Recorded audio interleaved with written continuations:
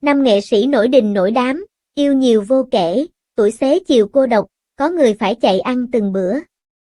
Trong showbiz hào nhoáng, không ít nghệ sĩ từng đứng trên đỉnh cao danh vọng, được vây quanh bởi tình yêu và sự ngưỡng mộ. Họ có sự nghiệp lẫy lừng, những mối tình tốn nhiều giấy mực, nhưng khi tuổi xế chiều lại rơi vào cảnh cô đơn, thậm chí có người chật vật mưu sinh qua ngày. Hãy cùng đi sâu tìm hiểu năm nghệ sĩ nổi tiếng một thời, yêu nhiều nhưng cuối đời lại lẻ loi, có người phải chạy ăn từng bữa khiến ai cũng xót xa, thương cảm. Diễn viên Thương Tín công khai chuyện ca sĩ Hồng Nhung lén bỏ con 5 lần, Diễm My rủ ngủ lại qua đêm, cuối đời nghèo khó. Từng là một tài tử điện ảnh với khả năng diễn xuất ấn tượng, vẻ ngoài điển trai, Thương Tín của ngày xưa là khao khát của biết bao người đẹp. Đặc biệt trong cuốn hồi ký có tên Một đời giông bão được ra mắt đầu tháng 12 năm 2015, Thương Tín đã chia sẻ những góc khuất sâu thẳm nhất về cuộc đời mình. Một chi tiết đáng chú ý là câu chuyện tình giữa Thương Tín và ca sĩ Hồng Nhung, người gốc Hoa chuyên hát nhạc sôi động ở Sài Gòn vào thập niên 1980. Cụ thể nam diễn viên quen biết nữ ca sĩ sau mối quan hệ với người phụ nữ tên Nghĩa vốn hết lòng yêu thương ông nhưng hai người bị chia cắt do chuyến vượt biển sang nước ngoài không thành. Chuyến tàu chở người tình của Thương Tín cùng các con riêng gặp nạn trên đường khiến họ mất mạng. Một thời gian sau, nam diễn viên ván bài lật ngửa gặp và yêu Hồng Nhung. Tại thời điểm đó sau khi đã trải qua nhiều lần đổ vỡ trong hôn nhân, mất mát, nam diễn viên điển trai xem đây là mối quan hệ nghiêm túc, ông khao khát có một đứa con với người mình yêu. Dù nhiều lần bày tỏ điều này với tình trẻ kém 12 tuổi nhưng đáp lại, ca sĩ Hồng Nhung vẫn không muốn làm mẹ, không muốn vướng bận chuyện con cái khi sự nghiệp đang ở đỉnh cao. Vậy là sau khi có bầu với Thương Tín không chỉ một mà nhiều lần nữ ca sĩ đã lén lút đi phá thai. Tính ra có đến 4, 5 lần người tình trẻ tự giải quyết sau lưng mà Thương Tín không hề hay biết. Nam diễn viên gốc Phan Rang chỉ vỡ lẽ một cách tình cờ thông qua bác sĩ quen của gia đình. Người này đã báo chuyện bạn gái có nguy cơ vô sinh vĩnh viễn khi ngừa thai quá nhiều chỉ trong một thời gian ngắn. Biết chuyện, Thương Tín đau thắt lòng, nam nghệ sĩ đau đớn kể lại trong hồi ký của mình, vợ chồng 10 năm tình nghĩa, muốn có đứa con để vui cửa vui nhà, sao Hồng Nhung lại cứ từ chối như vậy? Sau này hỏi kỹ, tôi mới biết Hồng Nhung là người không thích con nít. Chưa bao giờ tôi thấy cô ấy nựng một đứa trẻ nào cả. Quá đau buồn vì phát hiện này, nam diễn viên trò chuyện với người tình Hồng Nhung và ra điều kiện nếu trong vòng 1 năm tới, cô nàng vẫn không có con thì hai người sẽ chia tay nhau. Những tưởng ca sĩ trẻ sẽ nghĩ lại nhưng sau khi kết thúc thời hạn trên, người đẹp sinh năm 1968 chuyên hát dòng nhạc sôi động vẫn giữ nguyên quan điểm, sự nghiệp quan trọng hơn con cái. Cũng bởi do không tìm thấy tiếng nói chung trong việc này nên hai người sau đó chấm dứt mối tình 11 năm mặn nồng. Thương Tín là người chủ động dứt tình, nam tài tử chia một nửa tài sản cho người vợ thứ ba. Thời điểm đó hai người chỉ mới sống thử, chưa kết hôn. Việc chia tài sản của Thương Tín không cần giấy tờ, cũng không cần phải ra tòa. Ca sĩ Hồng Nhung sau khi chia tay Thương Tín đã không ở Việt Nam mà chọn sang Mỹ định cư, hoạt động ca hát, kinh doanh và gặt hái được nhiều thành công. Câu chuyện này khi được đặt trong bối cảnh cuốn sách đã khắc họa sâu màu sắc buồn, bi kịch cuộc đời của một người từng nổi danh như Thương Tín. Thế nhưng thời điểm công khai chi tiết đời tư này, nam diễn viên từng vấp phải không ít chỉ trích, thậm chí nhiều người còn hiểu nhầm khi cho rằng Thương Tín bắt người tình phá thai, rồi cố ý gây sốc với những tình tiết đời tư làm ảnh hưởng đến người khác. Sau khi người vợ thứ hai qua đời một thời gian, Thương Tín gặp và yêu nữ ca sĩ Hồng Nhung, người thua mình đúng 12 tuổi.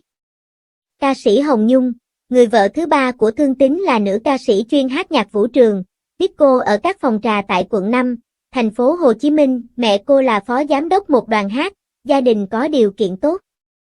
Điều đáng nói là cha của Hồng Nhung lại là bạn thân của Thương Tín.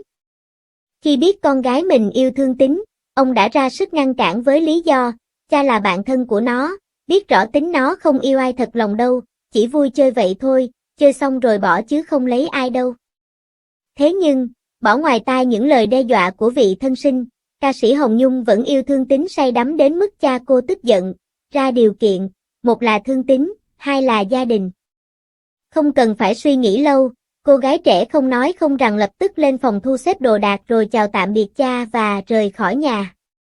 Sau đó Hồng Nhung xách đồ thẳng đến nhà Thương Tín và ở cùng người tình sống thử trong suốt 11 năm ròng. Thương Tín kể trong khi người tình trẻ nhờ vào việc được ông chia tài sản đã trở nên giàu có thì Thương Tín lại rơi vào cảnh túng thiếu đầy bi đát. Sau cuộc tình đổ vỡ ông cứ chìm đắm trong đau khổ nên sinh ra ăn chơi, vậy là cạn kiệt, chẳng còn gì. Sau này, tình cũ vẫn thường đề nghị quay trở lại nhưng Thương Tín không đồng ý, phần vì xa nhau khiến tình cảm phai nhạt, phần vì ông mặc cảm khi bạn gái của Hồng Nhung giàu có trong khi bản thân thì khánh kiệt. Thương Tín bảo khi ấy ông sợ mang tiếng là kẻ đào mỏ nên đã thoái thác với lý do, để khi nào anh làm ăn giàu gần bằng em rồi tính. Sau này, thỉnh thoảng ca sĩ Hồng Nhung vẫn về Việt Nam và gặp Thương Tín, họ thỉnh thoảng vẫn đi cà phê với nhau vài lần. Trong cuốn hồi ký của Thương Tín, ông còn nhắc đến chuyện tình bí mật với một người đẹp khác, đó là Diễm My 6X. Nữ diễn viên sinh năm 1966 từng chia sẻ, chị đã đọc cuốn hồi ký một đời giông bão của tình cũ đến 2 lần và thấy có vẻ như chỉ mới có mưa thôi, giông chưa tới. Chị bảo, bão tố phong ba chắc Thương Tín vẫn còn để trong lòng, chưa bung ra hết. Nói về mối tình trước kia với Thương Tín, người đẹp không tuổi Diễm My chẳng ngại thừa nhận chính chị đã chủ động tán tỉnh Thương Tín dù không hề biết nam diễn viên trước đó đã từng đóng những vai diễn gì. Diễm My và Thương Tín gặp nhau lần đầu khi cùng nhau tham gia một bộ phim chung. Thương Tín đảm nhiệm vai trò đạo diễn hướng dẫn đàn em về diễn xuất. Diễm My bảo rằng, chỉ là anh em gặp nhau do đóng cùng trong phim và Diễm My quý Thương Tín vì tính tình và cách cư xử có gì đó giống với chị, đó là nghĩ gì nói đấy, thái độ có gì đó hơi bất cần. Diễm My cũng lý giải lý do bản thân chủ động tấn công Thương Tín trong chuyện tình cảm. Tôi nghĩ người đàn ông này nếu mình không chiếm được tình cảm thì quá nuối tiếc nên đã chủ động tấn công. Tôi cũng ủ mưu, dùng mỹ nhân kế, nói chung là nhiều cách, đôi khi có tí lừa đảo như anh dạy diễn dù biết rồi nhưng vẫn giả vờ, vậy hả, em chưa biết để tạo cơ hội lửa gần rơm lâu ngày cũng bén. Theo Diễm My, Thương Tín có tính rất dễ thương đó là phụ nữ đẹp anh cũng chiều mà phụ nữ không được đẹp lắm anh cũng chiều luôn, cứ ai yêu là anh đáp lại tình cảm nhiệt tình. Trong cuốn hồi ký của Thương Tín có đề cập đến một chi tiết khá thú vị. Theo đó, không chỉ là người chủ động trong cuộc cưa cẩm nam diễn viên điển trai, người đẹp Diễm My 6X còn bạo dạn rủ người tình trong mộng Thương Tín ngủ lại qua đêm tại nhà mình. Phản hồi về chi tiết này, Diễm My không chối bỏ mà thẳng thắn thừa nhận và bảo đó sự thật. Chả giấu gì mọi người dạo đó, anh Tín có đi đâu thì tối cũng về nhà Diễm My ngủ lại qua đêm. Có người bạn của Diễm My, sau khi đọc trích đoạn cuốn hồi ký trên mạng nói với người đẹp rằng, My ơi, thôi bây giờ có ai đó hỏi chuyện rủ Thương Tín ngủ lại nhà thì cứ nói là tôi không muốn trả lời câu hỏi này, đó là chuyện quá khứ, bây giờ tôi quên rồi. Nhưng đáp lại, Diễm My thậm chí còn bênh vực, thanh minh giúp người tình một thuở, chị bảo, làm sao tôi quên được, tôi là người chủ động mà, anh Thương Tín đâu có dụ dỗ tôi gì đâu. Thời điểm đó, mối quan hệ tình cảm giữa Diễm My và Thương Tín chỉ có 2 người biết, họ giữ bí mật về chuyện hẹn hò. Diễm My tiết lộ chị không thể hiện chỗ đông người rằng mình là người yêu của nam diễn viên sinh năm 1956. Thương Tín kể trong thời gian yêu nhau, Diễm My rất quan tâm đến bạn trai, thường mua tặng nhiều quần nhỏ, phải đến 80 chiếc, nam diễn viên dùng nhiều năm sau vẫn không hết. Diễm My từng thú nhận với Thương Tín, đây là lần đầu tiên em đi mua quần cho một người đàn ông. Thế nhưng sau khi tình cũ tiết lộ kỷ niệm thời yêu đương mùi mẫn trong cuốn hồi ký thì Diễm My lại quay xe, chị nửa đùa nửa thật về chuyện tặng quần cho bạn trai cũ. Xin lỗi anh Tín, người đàn ông nào em yêu, em cũng chăm sóc lo từ dưới lên trên, từ quần tới áo và ai em cũng nói là người đàn ông đầu tiên em mua, mong anh thông cảm giùm em. Theo chia sẻ của ông xã Diễm My, kể từ ngày kết hôn đã hơn 20 năm nhưng ông chỉ đọc vỏn vẹn 3 bài báo, và đã cách nhau rất xa thời gian. Một bài nói về hình ảnh kiệm vải của vợ và gần nhất là bài Diễm My tán tỉnh Thương Tín. Chồng của người đẹp sinh năm 1962 bảo những gì anh Tín viết trong cuốn hồi ký đúng là tính cách của vợ mình. Diễm My giải thích không chỉ mỗi Thương Tín, chị mới mời ngủ lại nhà mình, trên thực tế, mỹ nhân một thời bảo chị còn mời nhiều người khác ngủ qua đêm ở nhà, trong số đó có cả chồng hiện tại của chị là doanh nhân Hà Tôn Đức. Cựu diễn viên 6X tỏ ra thẳng thắn khi chia sẻ về cuộc tình trong quá khứ với Thương Tín. Chị không giấu giếm, né tránh bất cứ điều gì được Thương Tín tiết lộ trong cuốn hồi ký mà chọn cách đối diện, nói hết ra sự thật. Đề cập đến chuyện được người đẹp rủ ngủ lại qua đêm, nam diễn viên đình đám một thời kể, Hàng ngày phải đi đóng phim nên tôi gửi xe ở rạp Quốc Thanh, mà rạp lại đối diện với con hẻm đi vào nhà Diễm My.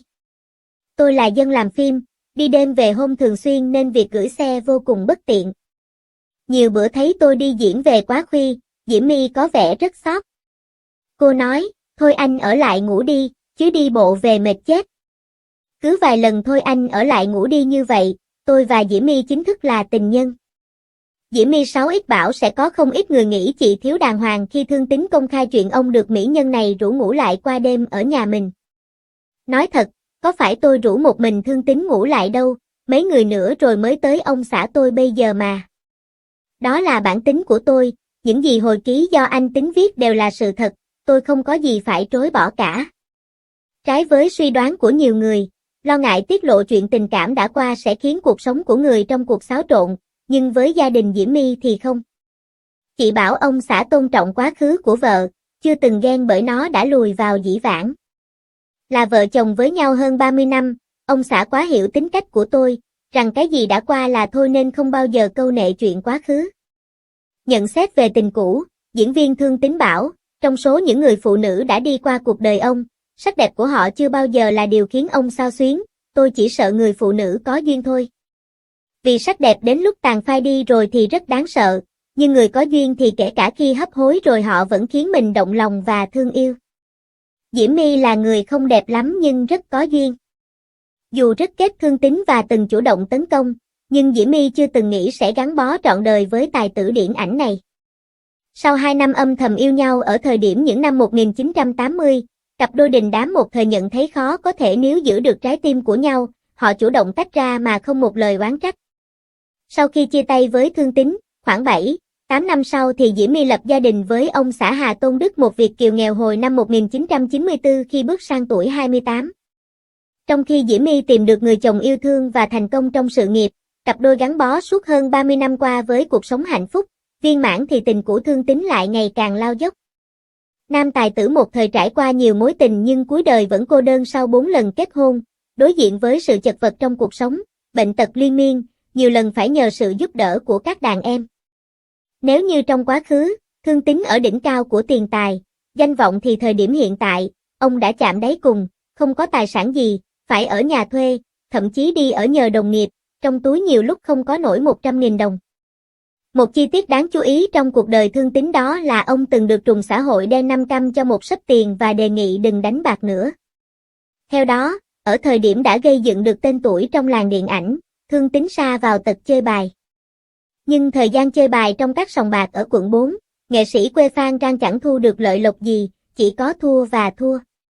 Một lần, khi Thương Tín chơi thua sạch tiền, thì có người tới hỏi, anh có phải Thương Tín không, anh Năm muốn nói chuyện với anh. Nam diễn viên không biết anh Năm là ai, nhưng cũng đi theo, vì nghĩ đơn giản có người muốn nói chuyện gì đó với mình. Việc này chẳng có gì lạ với một nghệ sĩ nổi tiếng như Thương Tín, bởi khi nghệ sĩ đi ra đường, bao người đã chạy tới bắt tay làm quen. Đi theo người kia lòng vòng một hồi, Thương Tín cũng gặp một người đàn ông nhỏ thó. Người ấy nói rằng, anh Tín, anh đừng tới đây chơi bài nữa, nghệ sĩ các anh không có nhiều tiền đâu. Ở đây, chúng tôi chỉ tiếp những con bạc lớn, tiền bạc như nước, chứ anh thì có được bao nhiêu mà chơi. Người đó đưa cho Thương Tín một xấp tiền, và nói hãy coi như tôi bù cho anh khoản đã thua, và nhớ rằng đừng bao giờ trở lại đây nữa. Thương Tín cầm xấp tiền khá lớn đó đi ra. Sau này, nghệ sĩ mới biết người đó chính là trùm giang hồ đã bị xử bắn 5 cam. Nghệ sĩ Thành Lộc, trải qua 10 cuộc tình nhưng cuối đời vẫn độc thân vì sợ không lo được cho vợ con. Được ví là phù thủy sân khấu, nam nghệ sĩ gạo cội sinh ra ở Sài Gòn trong một gia đình có truyền thống nghệ thuật. Đã ở tuổi 64 nhưng nghệ sĩ ưu tú Thành Lộc vẫn chọn cuộc sống cô quạnh, một mình, không vợ con. Chia sẻ về quyết định không lấy vợ, sinh con, nam nghệ sĩ sinh năm 1961 cho rằng bản thân chưa bao giờ cô đơn dù chỉ có một mình. Ông Bảo cũng từng tự hỏi tại sao bản thân lại sống một mình thế này. Nhiều năm qua, nam nghệ sĩ vẫn toàn tâm toàn ý với niềm đam mê hoạt động nghệ thuật. Ông nhấn mạnh, đây không phải là lời ngụy biện vì thực tế, ông có rất nhiều cơ hội để lập gia đình nhưng cảm thấy rất mệt mỏi về việc này. Tôi không có hứng thú với chuyện lập gia đình vì không muốn làm khổ ai cả, bởi thế khi đã ở tuổi này nếu lập gia đình chỉ làm khổ người ta. Nếu sinh con thì làm khổ cả con nữa. Không lấy vợ nhưng nghệ sĩ Thành Lộc khẳng định ông có trên 10 cuộc tình trong quá khứ. Sau mỗi cuộc tình đổ vỡ, ông lại chọn cách đóng cửa khóc một mình. Tôi từng đóng cửa khóc rưng rức như đứa con nít, khóc thành tiếng. Nam nghệ sĩ thú nhận, bản thân mình kiếm tiền rất khó nên nếu lập gia đình sẽ phải lo cho vợ con, sợ không đủ khả năng cán đáng nên quyết định ở vậy. Tôi không thích lập gia đình, có lẽ một phần do tôi bị ảnh hưởng bởi tôn giáo nên không muốn gây nghiệp. Tự nhiên lập gia đình rồi sinh con, lo cho con ăn học, dạy dỗ trưởng thành, những điều đó khiến tôi suy nghĩ rất nhiều. Bản thân tôi thấy mình kiếm tiền và trang trải mọi thứ rất khó chứ không hề dễ, nếu lập gia đình sẽ phải có trách nhiệm với vợ con, vậy nên tôi thấy mình không đủ sức làm việc đó. Nam nghệ sĩ từng thật thà chia sẻ rằng có thời điểm ông không dám ra đường vì trong người không có tiền, mỗi tháng tôi phải gánh các khoản trả góp, tiền nhà, xe, các chi phí khác. Một điều bất cập là kinh tế khó khăn nhưng tiền thuế, phí vẫn phải đóng đầy đủ. Mới đây tôi phải bán đi một số món đồ giá trị trong nhà để trả lãi ngân hàng. Trước những xì xào về chuyện giới tính thật của mình, nghệ sĩ Thành Lộc cũng từng thẳng thắn trải lòng. Riêng chuyện giới tính, ai đồn thì cứ đồn, không sao cả. Nếu là người đồng tính mà lương thiện, tài ba thì tôi rất hãnh diện về điều đó, chẳng phải mặc cảm gì cả. Vì có ai muốn mình đồng tính đâu, trời sinh ra như thế mà. Đến tuổi xế chiều, nam nghệ sĩ bảo ông không ít lần phải đấu tranh với bệnh tật. Lần thứ nhất, Thành Lộc từng bị nổi gai cột sống và ở các khớp. Có cái gai mọc ngay đốt xương cổ và tôi chụp X-quang trông như gai hoa hồng mọc ở đốt sống cổ thọc vào 2 dây thanh đới. Nó nguy hiểm đến mức nếu tôi ra sân khấu diễn hoặc hát to dây thanh đới sẽ giãn căng như dây đàn và sẽ chạm vào mũi nhọn của gai gây sưng huyết chảy máu. Máu này nếu không ra cổ họng thì nó sẽ ngược vào trong khiến tôi ngạt thở và ra đi trên sân khấu lúc nào không biết. Lần thứ hai đối diện với bệnh tật là một tai nạn nghề nghiệp. Trong vở kịch Cậu bé rừng xanh ông tự bay thật trên sân khấu với một sợi dây, ở độ cao 3 mét trong lúc đang bay với lực ly tâm, tuột tay khỏi dây và rơi xuống sàn, kẻ dập 3 đốt xương cột sống cùng nhiều vị trí quan trọng trên cơ thể. Lưng tôi chạm xuống đất, may đầu không văng phải gờ của sân khấu. Tôi bị gãy 3 đốt xương sống có thể bị liệt nằm tại chỗ suốt đời. Nghệ sĩ Thành Lộc từng bày tỏ, khi ông nằm xuống mong muốn được hiến xác cho y học, do sống độc thân nên không ràng buộc ai. Ca sĩ Quang Linh tuổi 60 vẫn một mình lẻ bóng. Sở hữu giọng ca trữ tình, sâu lắng, ca sĩ Quang Linh từng ghi dấu trong lòng khán giả qua những ca khúc mang âm hưởng dân ca, đặc biệt là các ca khúc xứ Huế. Năm 1990, nam ca sĩ từng đoạt giải nhất giọng hát hay khu vực miền Trung với 2 ca khúc Tùy hứng lý qua cầu và Gửi Huế. Dù gặt hái nhiều thành công trong sự nghiệp ca hát nhưng chuyện tình cảm của nam ca sĩ quê Quảng Trị lại khá tín tiếng, ở tuổi 60 vẫn đi về lẻ bóng. Những năm gần đây, ca sĩ Quang Linh ít xuất hiện trong các chương trình âm nhạc hay truyền hình. Cũng chính vì thế mà nhiều khán giả nghĩ anh đang ở ẩn song nam ca sĩ sinh năm 1965 thi thoảng vẫn xuất hiện trong show diễn của những người bạn.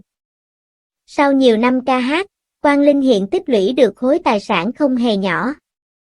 Anh sống một mình trong căn nhà rộng rãi, khang trang, đầy đủ tiện nghi, nằm ngay trên đường lớn tại thành phố Hồ Chí Minh. Ca sĩ Thu Phương từng tiết lộ, có thời điểm Quang Linh chỉ cần hát một bài là có thể mua được 4 căn nhà. Quang Linh chưa từng chia sẻ chuyện tình cảm và người yêu. Thỉnh thoảng vướng vào những tin đồn nghi ngờ về giới tính thật, nam ca sĩ luôn giữ im lặng vì quan niệm không muốn để đời tư ảnh hưởng đến âm nhạc. Đến nay khi gần 60 tuổi, Quang Linh vẫn chưa lập gia đình và quyết định sống một mình, anh hài lòng với cuộc sống độc thân vui vẻ. Năm 2016, khi được quá nhiều người hỏi về chuyện kết hôn, Quang Linh từng mở lòng, chuyện lấy vợ cũng không có gì khó cả, quan trọng là ở mình như thế nào thôi. Bây giờ hỏi tôi bao giờ cưới vợ thì mới là khó vì tôi đã có ai để cưới đâu. Quang Linh tâm sự về việc không có con nhưng có nhiều cháu. Nam ca sĩ có đến 20 mấy đứa cháu ở tất cả các lứa tuổi, đều trải qua bàn tay mình chăm sóc. Cũng nhờ chăm sóc bản thân tốt nên dù đã ở ngưỡng lục tuần, Quang Linh trông vẫn phong độ, được khen là trẻ hơn so với tuổi thực. Giọng ca chim sáo ngày xưa còn có mối quan hệ thân thiết với nhiều nghệ sĩ lớn ở Việt Nam. Trong một chương trình giải trí, nghệ sĩ nhân dân Hồng Vân bật mí mình và Quang Linh thường xưng hô vợ chồng, sau hàng chục năm quen biết, cả hai vẫn giữ cách gọi cũ. Dựa vào những hình ảnh anh chia sẻ trên mạng xã hội có thể thấy ca sĩ Quang Linh thường tự tay vào bếp chuẩn bị những bữa ăn khá cầu kỳ. Nam ca sĩ tự tay cắm hoa và trang trí nhà cửa để làm đẹp không gian sống. Ngoài ra giọng ca thương về miền Trung còn duy trì chế độ tập luyện, nghỉ ngơi hợp lý, yêu thích các môn thể thao. Diễn viên Lý Hùng, tuổi U60 quyết sống độc thân. Không chỉ được xem là một trong những người tình màn ảnh của Lý Hùng, Y Phụng còn là mối tình duy nhất mà nam tài tử công khai với người hâm mộ. Tuy vậy, cặp đôi vẫn chia tay sau 4 năm mặn nồng mà không chia sẻ rõ nguyên nhân của sự tan vỡ. Chia sẻ về bạn trai năm xưa, nữ hoàng ảnh lịch không tiếc lời ca ngợi tình cũ, khẳng định sau khi hết yêu giữa họ vẫn là tri kỷ. Lý Hùng mà, giàu có, đẹp trai, chiều chuộng phụ nữ thì làm gì mà ấy chứ. Tại bạn không biết, nhiều cô gái của anh Lý Hùng vào Facebook tìm tôi đấy. Anh ấy đang bắt chước Lưu Đức Hoa giấu người tình đấy, để rồi xem, khi trái cây đã chín mùi, sẽ tự động báo tin thôi. Riêng tôi, anh Hùng vẫn là một người tôi luôn quý và trân trọng. Tình cảm của tôi và anh Hùng là một mối tình đẹp, để giờ này trở thành tri kỷ cùng nhau. Về phía Lý Hùng, trước giờ nam diễn viên vẫn tỏ ra kín tiếng chuyện đời tư, đặc biệt là chuyện tình cảm của bản thân. Khi được hỏi về Y Phụng, ngôi sao màn ảnh sinh năm 1969 khẳng định không muốn chia sẻ nhiều về mối tình này. Tôi quan niệm khi chia sẻ về chuyện tình cảm thì phụ nữ thiệt thòi lắm, tôi không thích như vậy. Còn chuyện tôi và Y Phụng là do mọi người tự tìm ra, đặt câu hỏi nên tôi thừa nhận. Tôi nghĩ tình yêu mà, không phải trong Việt Nam mà ở nước ngoài, chuyện phim giả tình thật là điều bình thường. Tuy nhiên chuyện đã qua, tôi không muốn nhắc lại. Tôi cũng ít gặp Y Phụng vì cô ấy sống ở Mỹ, thỉnh thoảng sang đó biểu diễn, chúng tôi cũng có gặp và chào hỏi như anh em. Trong quá khứ từng có thời điểm xuất hiện tin đồn Lý Hùng chuẩn bị lên xe hoa nhưng anh phủ nhận. Một lần khác, nam diễn viên Điển Trai thú nhận bản thân chưa kết hôn do duyên số chưa đến. Đã cao tuổi lại giàu có, nổi tiếng từ rất sớm bằng chính tài năng nhưng việc vẫn cô đơn khi đã ở tuổi xế chiều nên không ít lần Lý Hùng phải chịu những đồn đoán không hay về giới tính thật của bản thân. Nam diễn viên bảo anh không muốn sống độc thân nhưng chuyện tình duyên thật khó nói, bởi khi chưa tới duyên thì đành chịu vậy. Hơn 30 năm gắn bó với nghiệp diễn, đã không ít lần tài tử này dính phải tin đồn tình ái cùng bạn diễn lâu năm như Diễm Hương hay Hoa hậu Thùy Lâm khi đóng chung phim điện ảnh Tây Sơn Hào Kiệt. Tuy vậy, ngoài cuộc tình 4 năm với Y Phụng, đến giờ, dù ở tuổi 55, Lý Hùng vẫn độc thân. Điều này làm dấy lên băn khoăn về giới tính thực sự của Lý Hùng. Tuy nhiên cựu diễn viên này khẳng định anh chuẩn men. Hiện tại Lý Hùng vẫn ở với gia đình lớn và dành nhiều thời gian chăm sóc người mẹ đã cao tuổi. Về phần tình cũ Y Phụng, sau khi dòng phim Mì ăn liền trong nước thoái trào, người đẹp sang Mỹ định cư và kết hôn. Sau khi ly hôn với người chồng đầu tiên, Y Phụng lên xe hoa lần 2 với bạn trai doanh nhân Việt kiều vào cuối tháng 10 năm 2016. Hiện tại, chị đang có cuộc sống viên mãn bên các con cùng ông xã. Ở tuổi U50, tình cũ của Lý Hùng đã có rất nhiều thay đổi. Từng là biểu tượng gợi cảm, biểu tượng nhan sắc, sau khi sinh con, nữ diễn viên tăng 20 kg so với thời con gái. Diễn viên Y Phụng sinh năm 1976 tại thành phố Hồ Chí Minh trong một gia đình có truyền thống làm nghệ thuật. Bố mẹ là nghệ sĩ cải lương nên Y Phụng từ nhỏ được đi theo đoàn lưu diễn khắp vùng đồng bằng sông Cửu Long. 6 tuổi, chị được lên sân khấu đóng vai quần chúng trong vở Khói rừng quê mẹ và hát những bài hát thiếu nhi đơn ca trước giờ mở màn. 13 tuổi, Y Phụng nghỉ học và đi hát lót không lương ở tỉnh cũng như các sân khấu trong thành phố. Đến năm 14 tuổi, Y Phụng có vai diễn đầu đời trên màn ảnh phim Những cánh hoa dại. Sự nghiệp của nữ diễn viên sinh năm 1976 nổi tiếng từ khi diễn chung với Lý Hùng trong nhiều phim màn ảnh rộng. Lý Hùng đóng cặp với rất nhiều mỹ nhân thời đó như Diễm Hương, Việt Trinh, nhưng chỉ với Y Phụng là nam tài tử yêu từ màn ảnh tới đời thật. Lý Hùng từng thừa nhận, cả hai yêu nhau 4 năm. Cho đến thời điểm này, Y Phụng chính là cô gái duy nhất mà nam tài tử màn ảnh thập niên 90 từng thừa nhận có quan hệ yêu đương. Bởi thế người đẹp một thời không ngớt khen tình cũ, anh Lý Hùng là người đàn ông tuyệt vời, cô gái nào được anh chọn lựa sẽ rất may mắn. Thời điểm nào cũng có rất nhiều cô gái vây quanh anh ấy. Tôi biết chắc chắn điều đó và anh cũng đang chọn lựa, anh ấy kín tiếng lắm. Thập niên 90, Y Phụng được xem là một trong những biểu tượng sắc đẹp. So với nhiều người đẹp cùng thời, cô có tính cách mạnh mẽ và từng được gọi với những biệt danh như kiều nữ nổi loạn. Năm 2005, Y Phụng kết hôn rồi sang Mỹ định cư.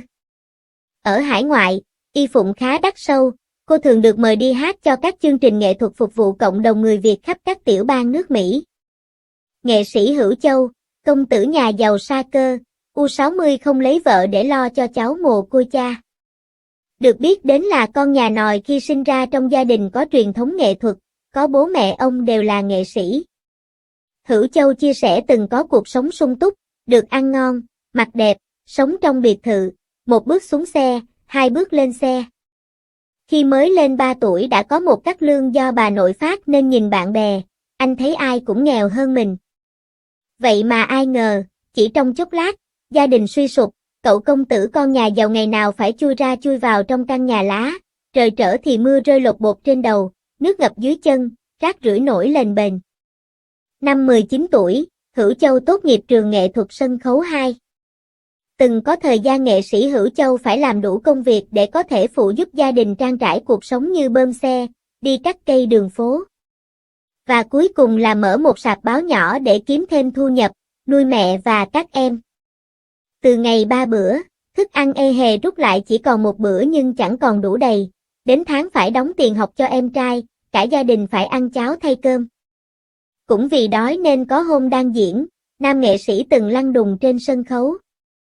Bạn diễn cứ ngỡ Hữu Châu trúng gió nên dìu vào cạo gió. Chỉ có một người biết anh đói nên âm thầm pha cho Hữu Châu cốc sữa nóng và giữ bí mật cho đến bây giờ. Tài năng lại có tâm với nghề, nghệ sĩ Hữu Châu nhận được không ít giải thưởng trong sự nghiệp như danh hiệu nghệ sĩ ưu tú hồi năm 2012. Hết lòng cống hiến cho nghệ thuật nhưng đời tư nghệ sĩ Hữu Châu lắm muộn phiền khi vẫn lẻ bóng, không cưới vợ, không sinh con ở tuổi U60. Hữu Châu từ ngày bé đã cảm nhận rõ ràng nhiều nỗi đau và sự mất mát. Lần đầu phải kể đến ngày mẹ Hữu Châu, nghệ sĩ Thanh Nga bị sát hại. Tiếp đó, anh trai cả qua đời trong khi đi diễn, rồi đến bố cũng bị người ta hại, sau đó bà nội cũng bỏ ông vì tuổi già. Năm 2010 nghệ sĩ Hữu Châu lại phải tiễn cậu em út Hữu Lộc sau tai nạn giao thông, nắp hòm đậy lại, ông bật khóc. 5 người thân lần lượt bỏ Hữu Châu mà đi, ngoài bà nội, chẳng ai kịp để lại một lời. Hữu Châu từng bảo bây giờ ông chai lì với nỗi đau, chẳng ai có đủ khả năng để làm bản thân tức giận, những giọt nước mắt cũng chỉ để dành cho sân khấu. Ở tuổi xế chiều, nghệ sĩ Hữu Châu con phải gánh trên vai trách nhiệm nặng nề chăm nuôi mấy đứa cháu gồm con của người anh đầu và 2 đứa con của cố nghệ sĩ Hữu Lộc. Ai cũng nghĩ Hữu Châu sẽ suy sụp sau từng ấy nghiệt ngã nhưng đến cái quyền đó nam nghệ sĩ cũng chẳng có bởi nếu ông gục ngã thì lấy ai chăm đứa cháu đầu con anh cả, ai dạy 2 đứa con của cố nghệ sĩ Hữu Lộc nên người. Tình thương và trách nhiệm không cho phép ông làm điều đó, thậm chí, để tròn trách nhiệm trụ cột của gia đình, ông còn hy sinh cả hạnh phúc riêng. Nghệ sĩ ưu tú Hữu Châu sợ rằng nếu anh yêu thương ai đó, lập gia đình và có những đứa trẻ, tình thương sẽ bị san sẻ ít nhiều. Vì vậy, ông chấp nhận ở vậy để làm chỗ dựa tinh thần và vật chất cho mấy đứa cháu không còn cha trên đời. Hiện tại, ngoài công việc diễn xuất, nghệ sĩ ưu tú Hữu Châu còn gắn bó với công tác giảng dạy. Ông chia sẻ, không thấy cô đơn, mà vui với sự lựa chọn của mình. Trải qua những nỗi buồn mất mát trong cuộc đời, nam nghệ sĩ đã tìm được cho mình niềm an vui bên học trò, đồng nghiệp. Ông xem những học trò như con của mình, dạy bảo, khuyên răn họ như một người cha với những đứa con. Khi đã ở tuổi xế chiều, Hữu Châu chỉ mong ông có đủ sức khỏe để tiếp tục làm nghề. Trên đời này, có nhiều người ước muốn được sống cuộc đời của người khác, nhưng nếu cho sống cuộc đời của nghệ sĩ ưu tú Hữu Châu chắc chẳng ai dám, bởi nó quá nhiều bi kịch và nước mắt. Hào quang rực rỡ một thời rồi cũng lùi vào dĩ vãng, những cuộc tình nồng cháy cũng chỉ còn là ký ức xa xăm. Khi tuổi xế chiều ập đến, có người lẻ loi, có người chật vật mưu sinh, đối mặt với nỗi cô đơn không ai thấu. Nhưng những gì họ cống hiến cho nghệ thuật vẫn còn mãi. Họ từng tỏa sáng, từng được yêu mến, và trong lòng khán giả, họ vẫn là những ngôi sao không bao giờ lụi tàn. Cảm ơn quý vị đã theo dõi video. Quý vị nghĩ sao về những ngôi sao giải trí từng yêu đương rất nhiều, đổi người tình như thay áo nhưng cuối đời vẫn chọn cuộc sống độc thân, cô độc, hoặc bị đẩy vào thế buộc phải hy sinh hạnh phúc của riêng mình? Hãy để lại bình luận phía dưới video để chúng ta cùng thảo luận thêm. Đừng quên đăng ký kênh, ấn chuông thông báo để cập nhật các video mới nhất từ Chuyện Lạ Đó đây.